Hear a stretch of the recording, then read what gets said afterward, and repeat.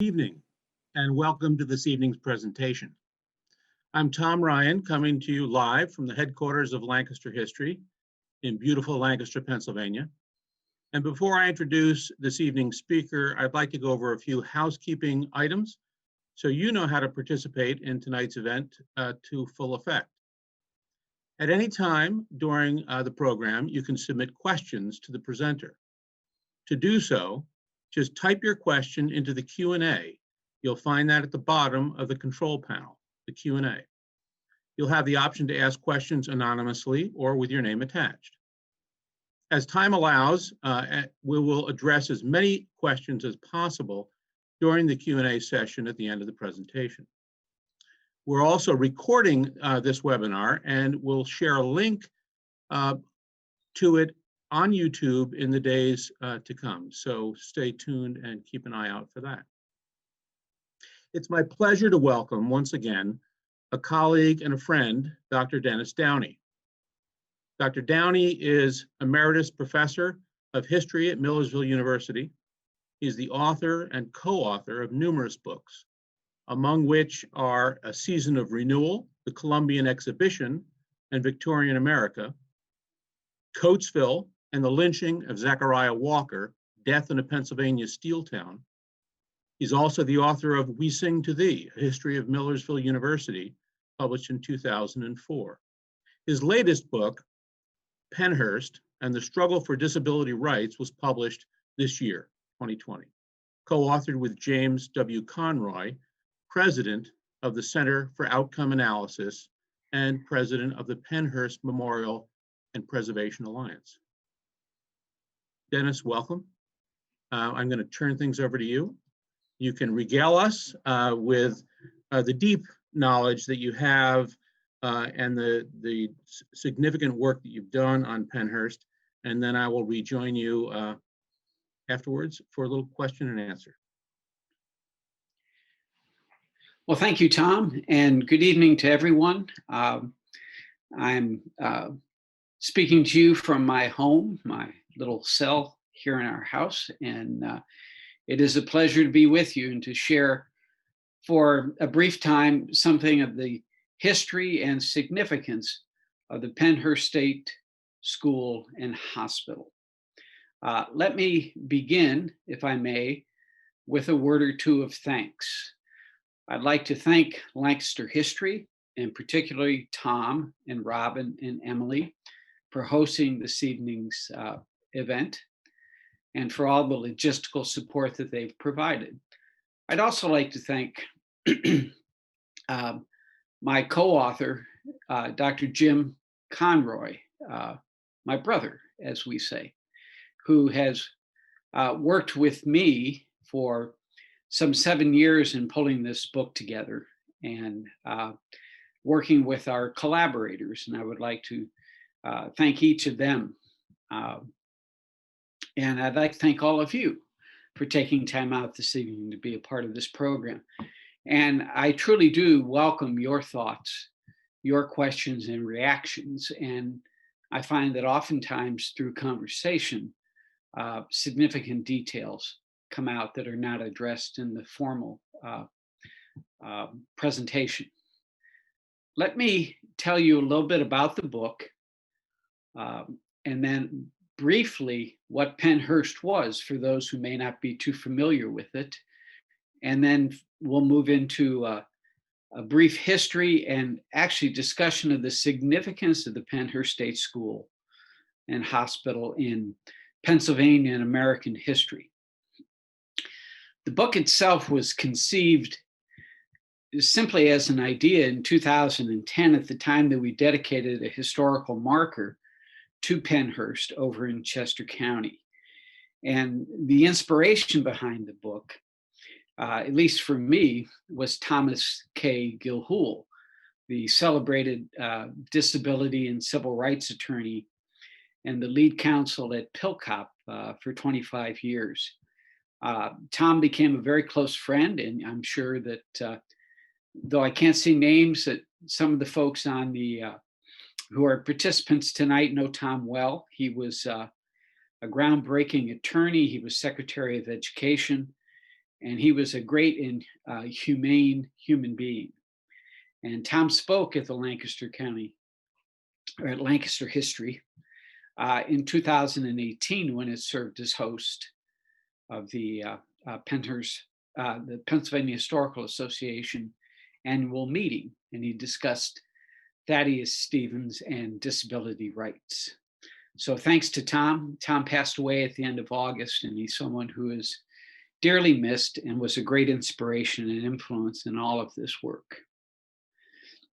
The book itself tries to come to terms with the place and the people of Pennhurst. It is a book that has somewhere in the order of 8 or 9 different contributors.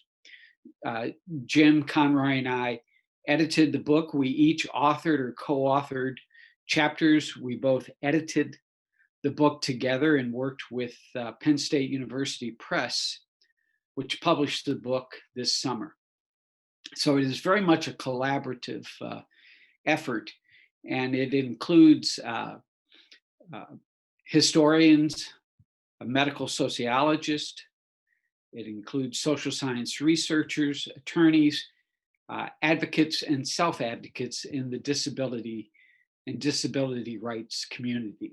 So it is very much a collaborative effort that seeks to come to terms with the history, the controversies and policy implications, but also the future of disability rights and disability policy in the United States and tangentially around the world.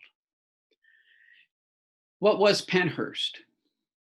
Pennhurst, which is outside Spring City in Chester County, was a state institution for people who had, as we would say today, an intellectual or developmental disability and epilepsy. Back in the day, when it first opened in 1908, it was known as the Eastern State Institution for the Feeble-Minded. And it was a companion institution for the Western Pennsylvania Institution for the Feeble-Minded, otherwise known as the Polk Center today. Pennhurst is closed now, and most of its buildings, not all, but most have been demolished to make way for a commercial park.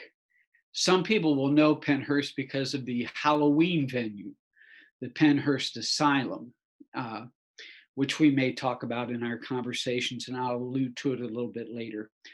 But it was a sprawling, massive institution. And Robin, if we could we bring up Thurgood Marshall's quote? I'd like the audience to be able to see this quote. And there is a PowerPoint, if people would like it, we'd be happy to send it on. It's very brief. Justice Thurgood Marshall wrote about institutions for people who were portrayed as feeble-minded or mentally retarded. Today, we would say people who have an intellectual or developmental disability. He wrote in 1985, in a very famous Supreme Court decision, that these massive custodial institutions were built as warehouses, and you can read the quote right there.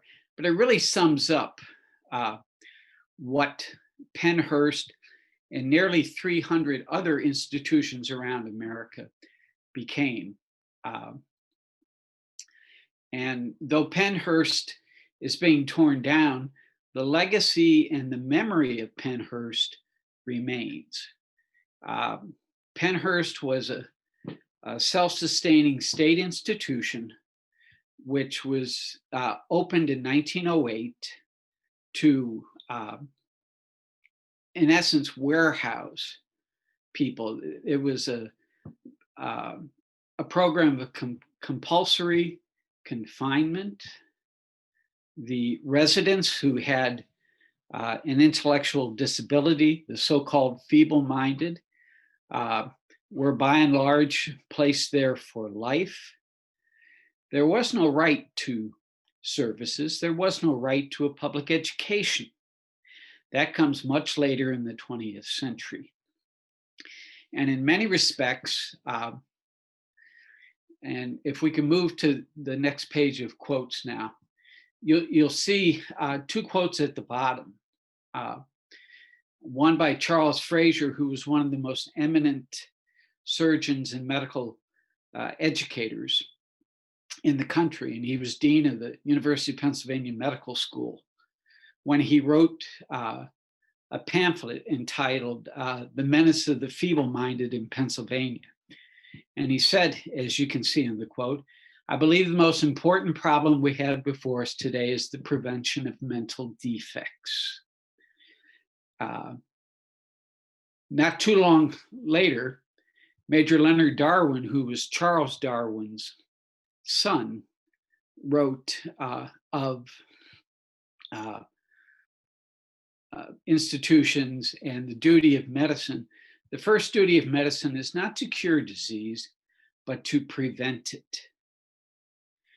Pennhurst was established in the age of eugenics, like all other institutions of the day.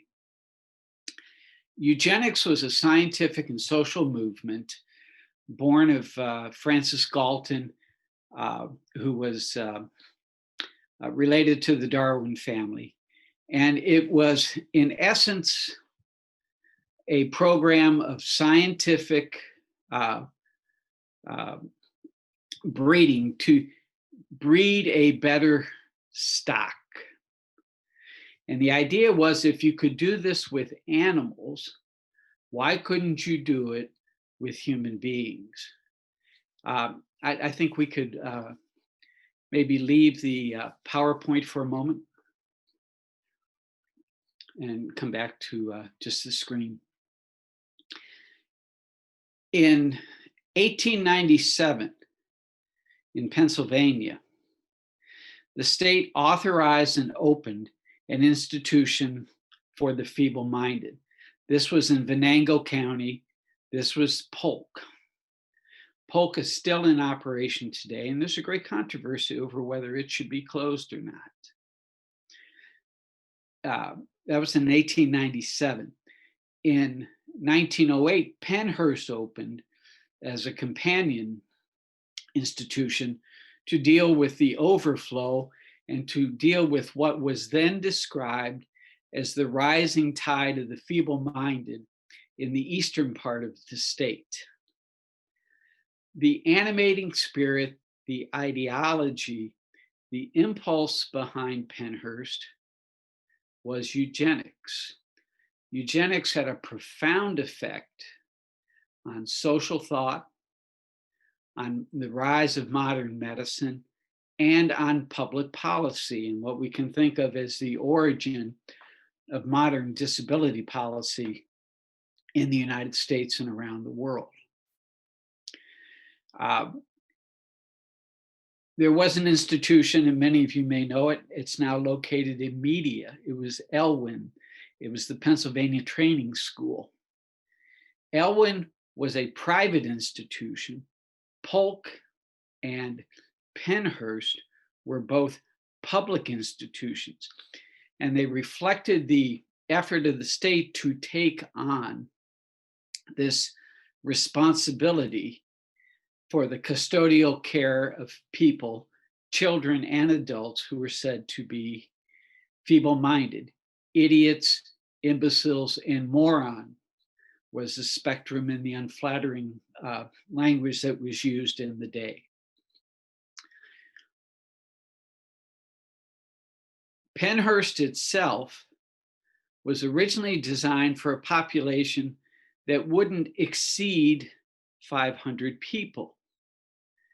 From the very beginning, it was imagined that both men, and then by the 1920s, women would be housed at Pennhurst.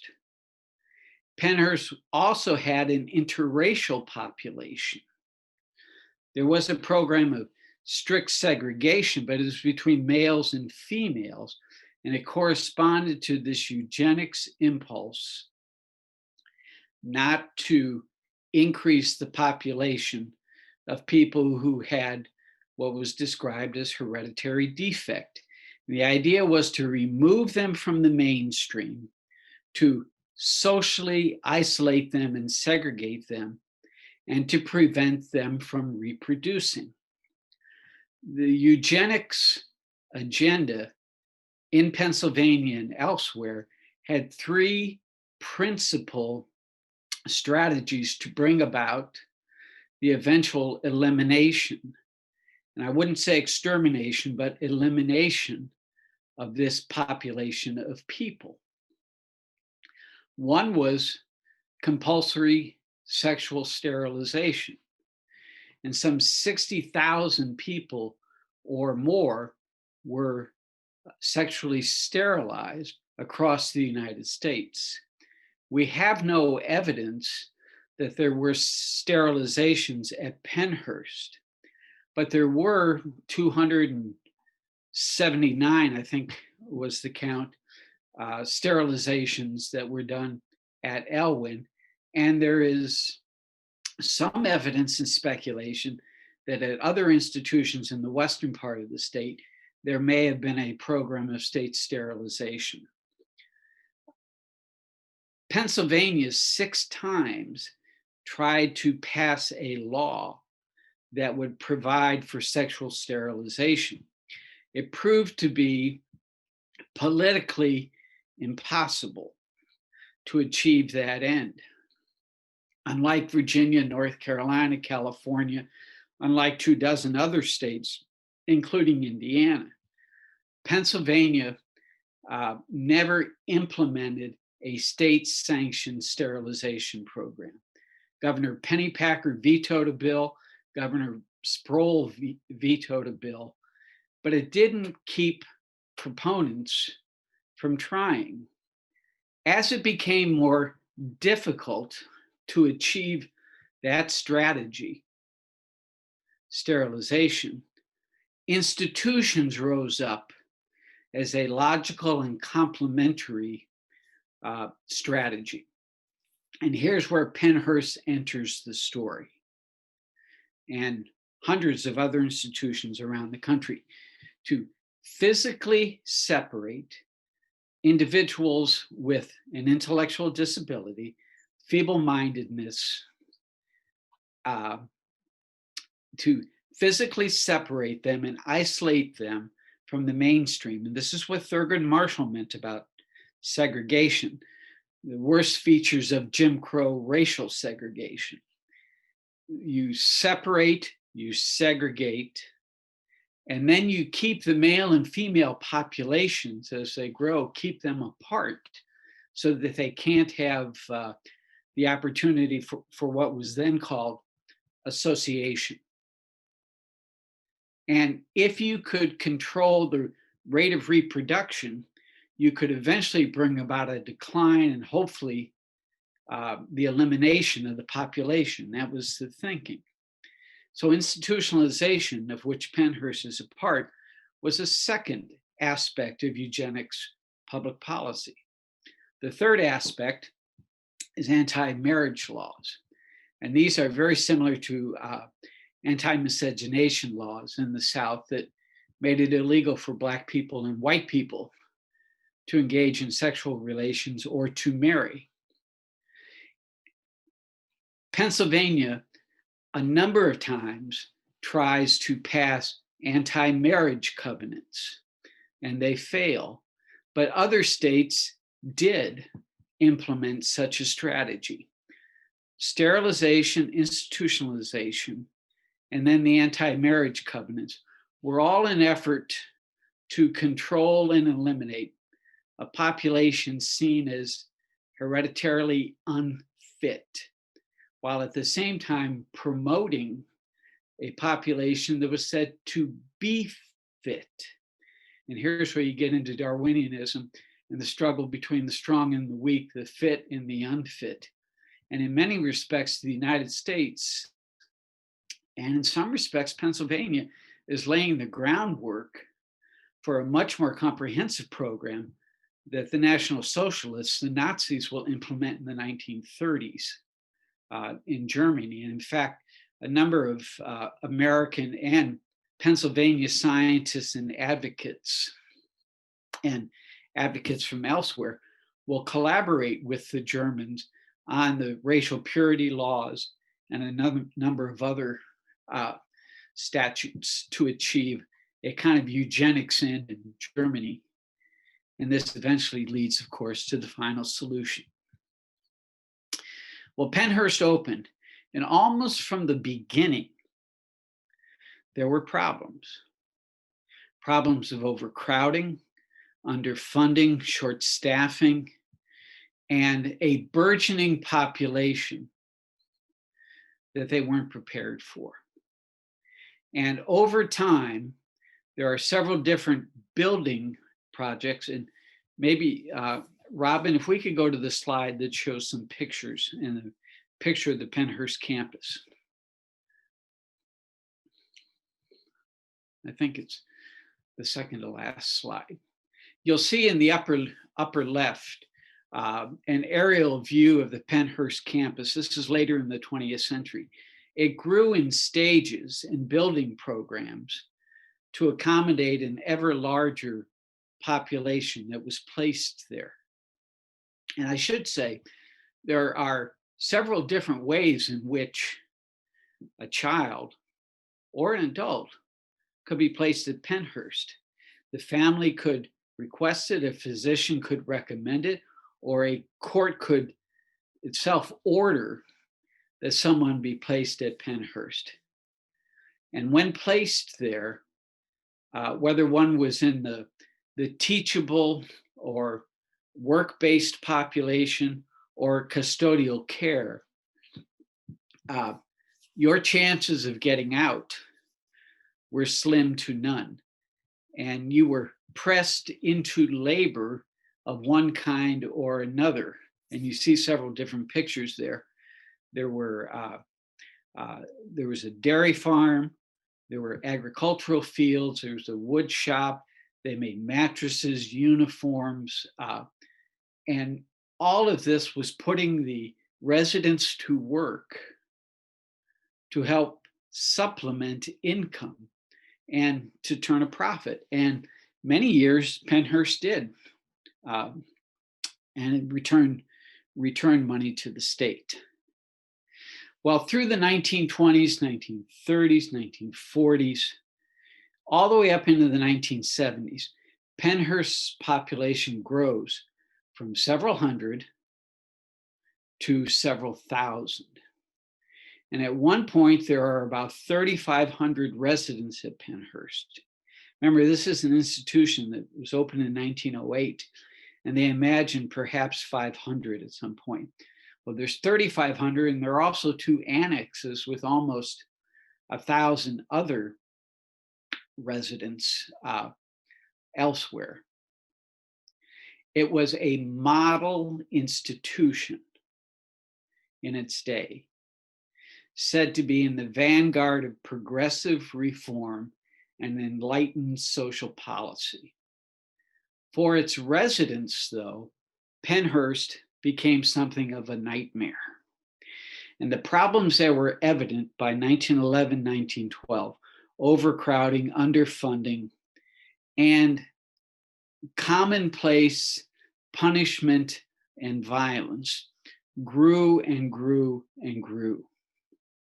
So you have a vulnerable population that is socially isolated and in some respects pressed into labor. Now you can imagine the parallels in history to concentration camps, to internment camps, and other things. So what began as a model institution became a nightmare. What also complicated the developing history of Pennhurst was the reality of medical experimentation. You know, today we're concerned about a vaccine for COVID. Well, how do you test where do you go to test vaccines? Beginning in 1930, actually, it's beginning with the Great Spanish Influenza in 1918, that the possibility of using institutionalized subjects for medical experimentation and also for testing vaccines becomes a reality. But by the 1930s, as there was great fear of a return of the influenza and other communicable diseases, scientists at some of the leading medical schools in the country began to use institutionalized populations to test vaccines for such things as influenza, for mumps and measles, and certainly by the 1950s for polio. Salk goes to polk. Scientists, and particularly Joseph Stokes and Werner Henle from Penn, go to Pennhurst to test their vaccines. This was a phenomenon that was seen throughout the country. And there are any number of fairly famous studies of vaccine testing at institutions around the country. In New Jersey, in Pennsylvania, in California, becomes hugely controversial. So much so that in 1973, this 1938 starts, 1973, Pennsylvania declares a moratorium after a particularly controversial episode of hepatitis and experimentation at one of the smaller institutions. So you have this captured population, and who better to use, particularly if they cannot give informed consent, who better to use for medical experimentation? They are literally wards of the state. And what you have is the medical directors cooperated with the research scientists and the pharmaceutical companies and the federal government to test vaccines and other kinds of drugs and other kinds of supplements and food. We can debate whether this was a form of abuse, but certainly by the 1970s in Pennsylvania, they thought that it was. Pennhurst continued as an institution to grow and to evolve. But at the end of the Second World War, you begin to see the beginnings of a sea change. Some of that has to do with greater public scrutiny. And one of the lesser known stories is the role of conscientious objectors who were assigned to Pennhurst, to Byberry, to the Harrisburg State Hospital, and other institutions to do their service. And a number of them coming out of the Society of Friends and others wrote articles, petitioned President Roosevelt, President Truman, and there were a number of famous articles about Byberry, one about Pennhurst, and about other institutions that brought greater public exposure to what life was like within these institutions. And what had been a model institution were increasingly becoming centers for neglect, mistreatment, and abuse. And so in 1945, and really by 1950, with the creation of the National Ark and the Ark of Pennsylvania, you begin to see greater advocacy. That's the next phase. And Pennhurst becomes an important center in the story of advocacy and self-advocacy. I'm going to look at my watch here. And greater scrutiny as parents, and particularly mothers and women, began to go into the institutions and to actually uncover what was being done and to advocate for reforms and improvements. And that grassroots advocacy and that network that develops across the country comes to have a powerful influence. And people like Pat Clapp and Eleanor Elkin and Ginny Thornburg, who was kind enough to write the foreword to our book with her husband, Dick, the former governor, they become instrumental in bringing greater public attention to this issue, as does the ARC in general.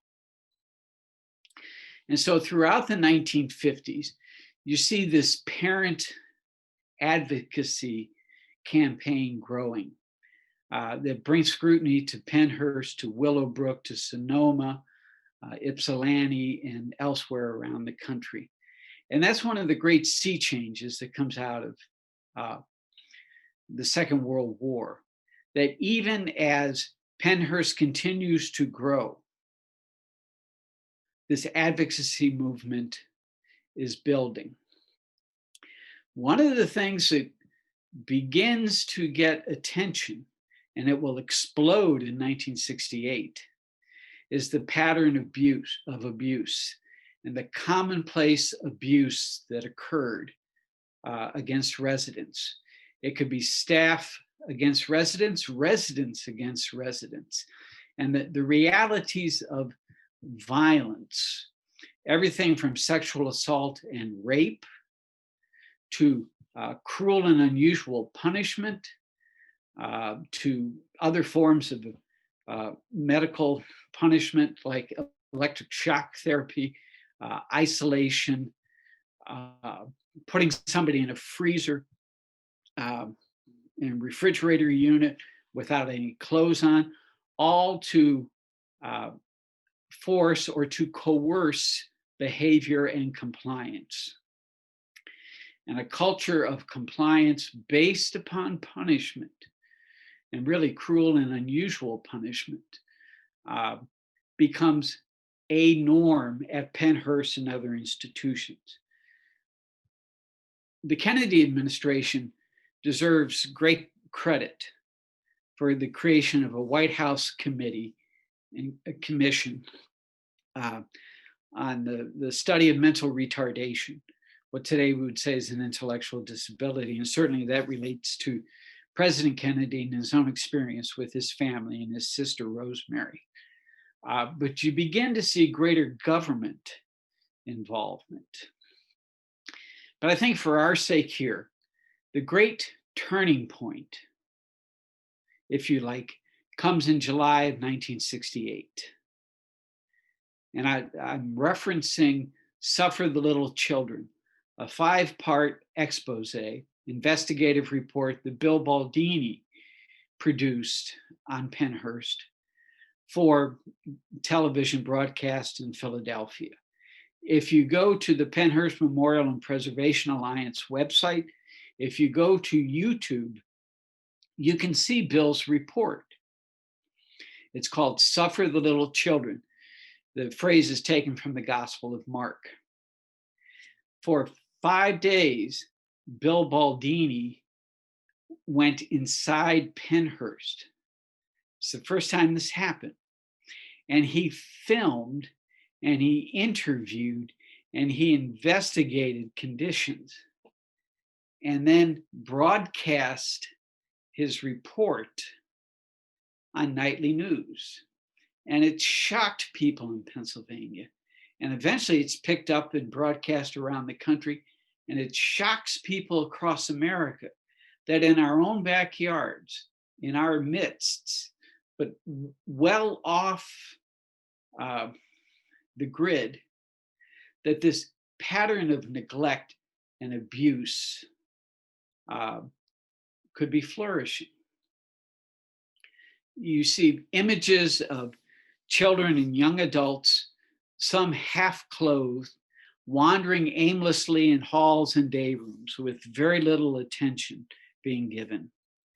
You see the callousness of some of the staff and the kinds of insults that are being hurled on the residents, most of whom are part of a custodial population. They did not work.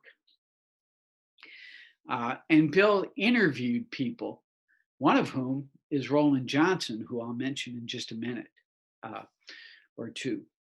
This documentary, this expose, opened up a new chapter in investigative journalism. Among other things, it inspires Geraldo Rivera, then known as Jerry Rivers, to go to Willowbrook in New York and to do a similar thing. Bill was let through the door. Geraldo had to sneak in. But you begin to see the power of the media in exposing the internal world, the internal life of Pennhurst.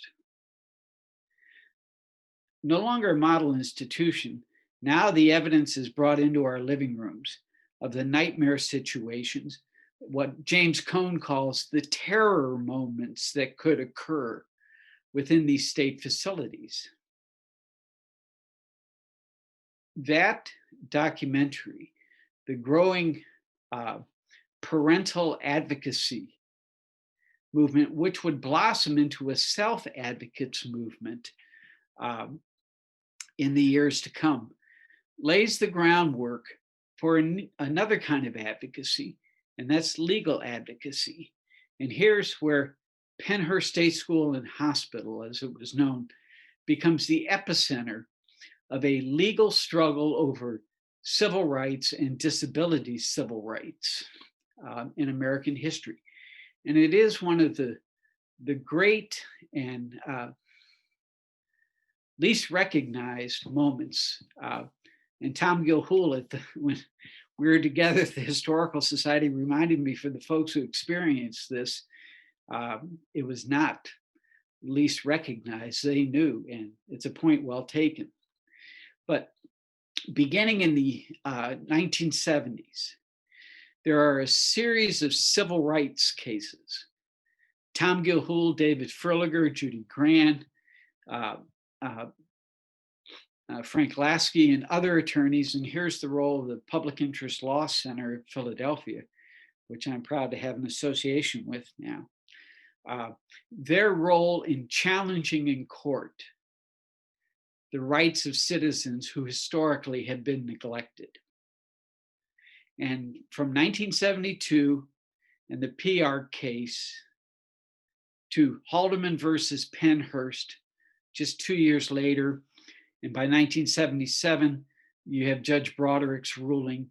It's another 10 years before Pennhurst will close, down through Romeo versus Youngberg, and then in 1999, the Olmsted decision, a series of court cases that redefine the scopes of citizenship, redefine the meaning of equal protection, cruel and unusual punishment, and due process as it applies to citizens.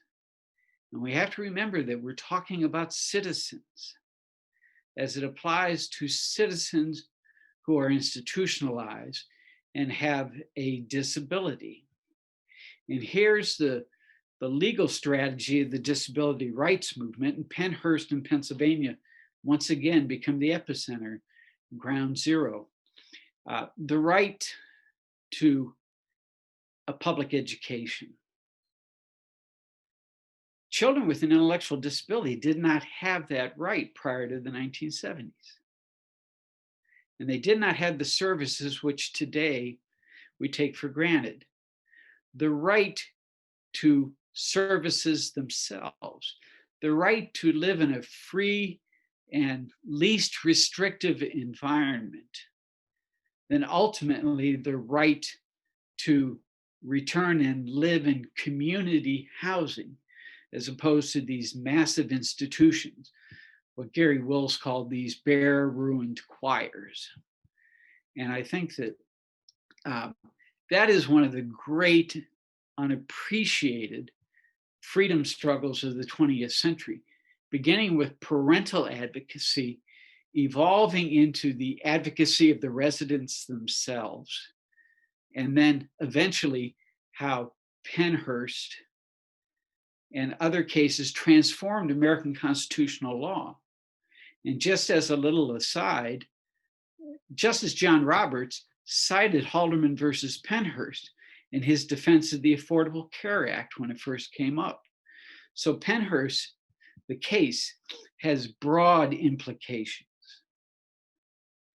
And because of the courageous ruling of Judge Broderick, and 3 times, that case will go to the United States Supreme Court before it's finally settled, and there's a consent decree.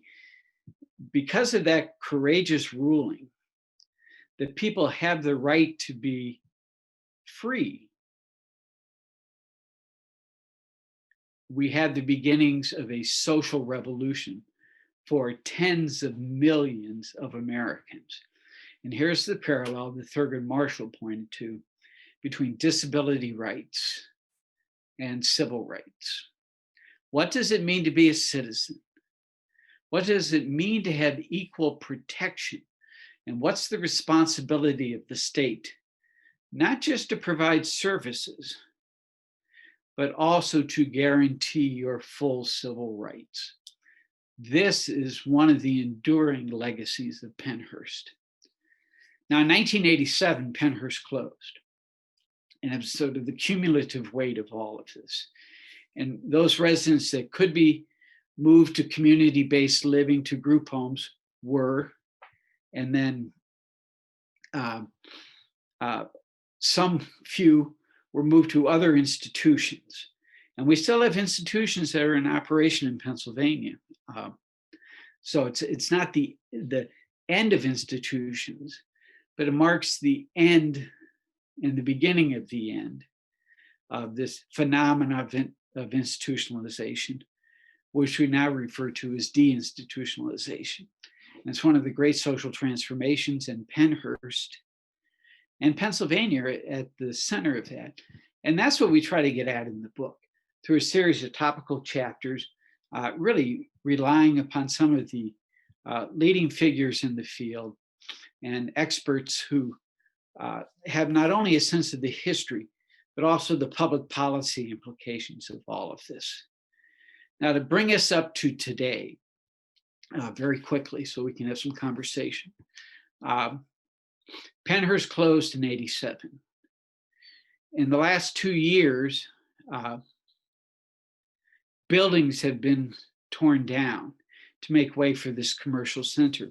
Most people who know something about Pennhurst today simply know about the Pennhurst Asylum, this Halloween haunt, which is this kind of venue that's become popular at many institutions around the country, where folks simply don't know what to do with the property.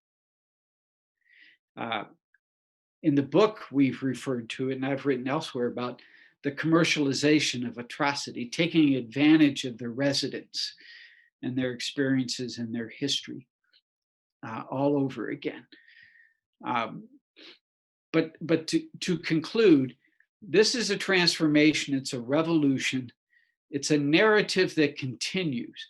There are tremendous opportunities for historians, social scientists, psychologists, attorneys to delve into this history and its policy implications. And I'll give a shout out to Senator Robert Casey, who's in the midst of offering several very important pieces of legislation in Washington surrounding these issues. And I have involved in a Zoom meeting today that discussed several of them. So it's a narrative that continues. What we tried to do was to provide a historical and social context to understand how we moved from the age of eugenics to the age of disability rights, knowing that it's an ongoing story. And it is one that I think is eminently important, it's engaging, and it speaks to the very meaning of what it means to be a citizen and the very meaning of what it means to be an American in these times. And that's a rough overview, and I hope that there was some coherence to that, but there is more to Pennhurst than Pennhurst. And that's what we tried to convey, and that's what I tried to share with you tonight. So thank you. So the book, I'm going to try and get it in front of my camera here so you can all see it. Pennhurst and the Struggle for Disability Rights. It's available here at Lancaster History, and I'm sure elsewhere on Amazon, to be certain. Yes. Dennis, we've got, thank you very much for that kind of overview of a remarkably layered story that took years to put together, I know, and we could spend hours and hours exploring it further. We've got a few questions from some of our participants tonight, and let me pull those up here so I can pose a few to you. One is really a comment. No, it's not, it's a question. What were the roles of nurses and social workers at Pennhurst and institutions like it? Were they as culpable as physicians in advancing eugenic policies and ideology? Do we have any insight to that? It's a great question, and in some respects, it touches on a controversial issue. There was a book written in an entirely different context that argued that physicians and nurses in Nazi Germany were the first perpetrators. They were on the front lines of what was developing. And I think that we can distinguish between medical directors, who themselves were physicians, the both physician and psychiatric staff, which were always in short supply. And it's one of the big issues. The ratio of residents to staff was always really skewed. And then the nurses. And we have to recognize there were many good people just trying to do good work. But there's also evidence that the staff oftentimes participated or encouraged some of the abuse and some of the violence. And there are any number of different examples when it comes to punishment and whatnot. And and Jim Conroy has spoken of this very effectively. There's something about group mentality. There's something about peer pressure and just life within an isolated institution that sometimes brings out the best, sometimes brings out the worst in people. And it's very hard to stand against the crowd. Now, there were two state investigations, or a state investigation and a federal civil rights investigation at Pennhurst that found members of the staff culpable. And there are actually some folks who are indicted and prosecuted and forced to resign, as there are at Polk and elsewhere. So it's a mixed story of people trying to do their best in very limited circumstances, but also folks who took advantage of the situation to take advantage of the residents. And there's ample evidence of that in the court record and other things. Well, certainly power on the one hand, and unsupervised power in many instances, and the lack of accountability. We see that playing out today. Just in yesterday's paper, the number of cases related to the Boy Scouts of America. Sure. We're all familiar with the Catholic Church, and not just the Catholic Church, but other churches. So much of it seems to hinge on power that is not necessarily accountable to a broader public, and it can be an insidious mix. That's right. That's a good way to put it. And I think we have to allow for both realities existing at the same time. And there was very little accountability for a long time. Right. People couldn't get in to see what was going on. Sure. And to your point that, you know, in the midst of that, there were certainly remarkably good and compassionate people doing good work, who may, in some instances, have been separated from some of the atrocities, or at least not culpable for them. So it's never a one size fits all. We have another questioner who would like to go back to when you were talking about labor at Pennhurst. Is there a parallel to draw between the forced labor scene at institutions and sheltered workshops provided to people with disabilities once they leave public education? I think I have that correct. No, that's a very good question, and it's a matter of current policy debate about the future of so-called sheltered workshops. Mm-hmm. Can you define that for us a little bit? That's a term that might not be familiar to a lot of folks. Sure. And let me just reference Ruthie Marie Beckwith's book, Disability Servitude, that really goes into a lot of this, and it's a wonderful book. At Pennhurst, there were two populations: the educable, or the working population, and the custodial population, which was judged to be incapable of education and improvement. And so much of education is geared towards demonstrating improvement or progress. Everybody who could work had to work. And there's a very prescribed regimen of a work routine, whether it's you're in the laundry or the wood shop out in the dairy farm or the agricultural fields or whatever. And you receive no benefit for your work. It's not slavery per se, but it's peonage. All of the revenues that were generated went back into the institution as a state institution. And I think that folks had, for a long time, really no choice and no say. If you had a skill or ability, you might have some different opportunity there. I think today sheltered workshops are congregate settings where people, they're oftentimes called day programs, mm-hmm. which is a misnomer. They are work sites where people are usually paid piecemeal for the most basic of labor and routine labor tasks. So it's not equal pay, it's not parity. And everybody needs a place to go. Mm-hmm. But sheltered workshops have become another form of segregated labor. Mm-hmm. And there's great resistance to maintaining sheltered workshops. And that's a very complicated story. But there are certain parallels: the lack of choice, mm-hmm. the lack of adequate compensation, and the kind of menial tasks that people found themselves doing.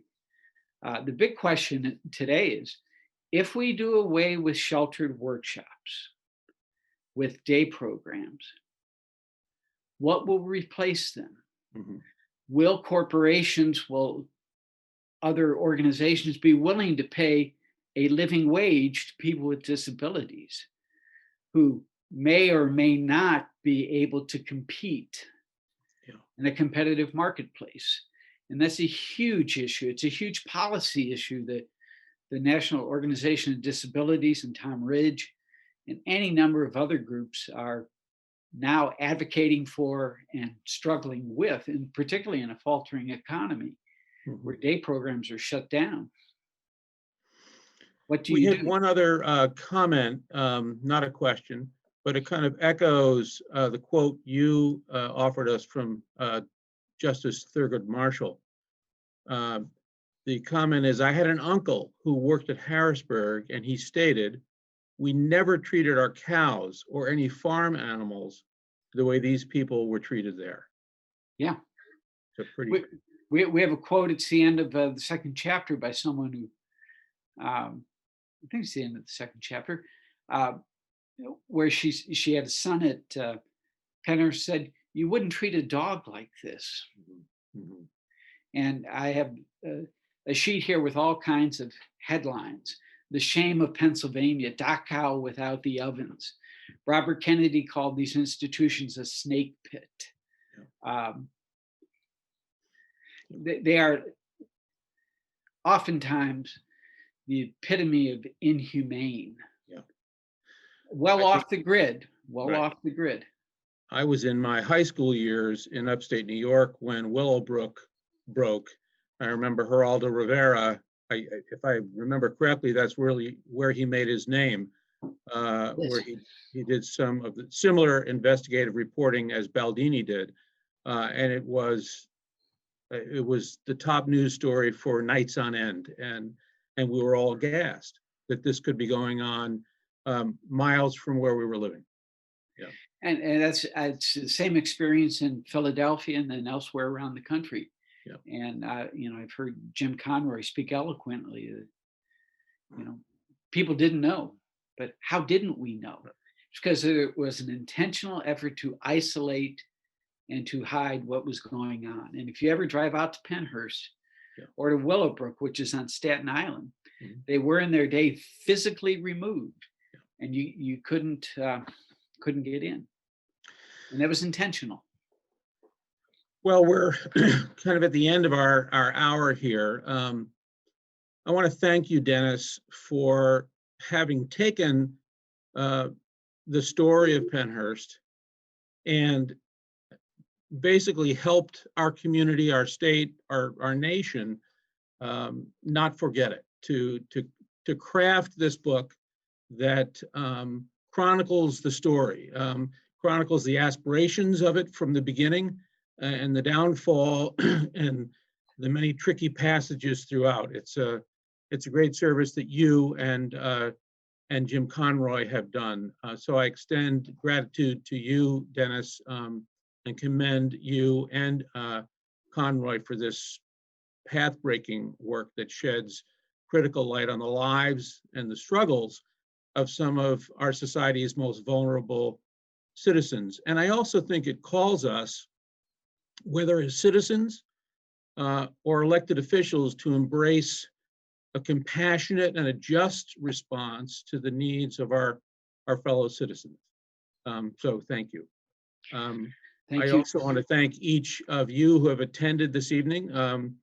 Upon exiting this Zoom, a window will pop up with a post-event survey, and we'd love to know your thoughts about tonight's program.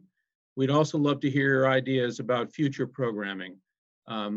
We will post a recording of tonight's presentation on our YouTube channel in the upcoming days, so be on the lookout for future programming on our website. For those of you who would like to know more about Pennhurst, please visit preservepennhurst.org. Become a member or make a contribution to the good work of this preservation organization. And finally, beginning at midnight tonight, Lancaster History will take part in Lancaster County's Extra Give.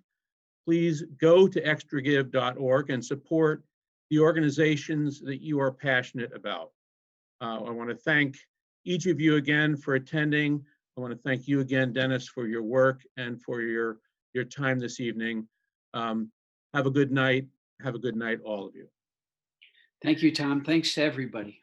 You're welcome. You're welcome.